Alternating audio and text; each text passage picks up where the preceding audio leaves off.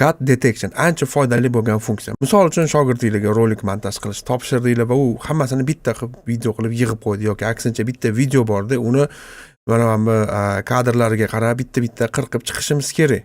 Mana avtomatik qirqib olishimiz kerak. Bu uchun bizda mishkani o'ng tarafini bosamizda scan edit detection bor. Buni o'zi DaVinci'da scan cut detection deyishardi.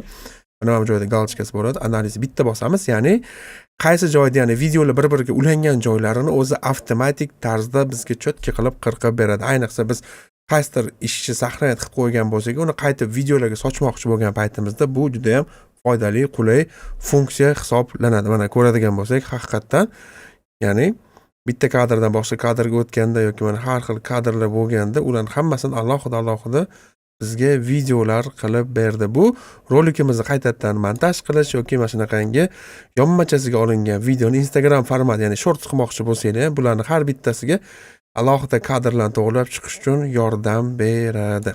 Video yoqqan bo'lsa like bosish, kommentariyaga o'z fikringizni yozib qoldirish esdan chiqmasin. Professional montajyor bo'laman deganlar uchun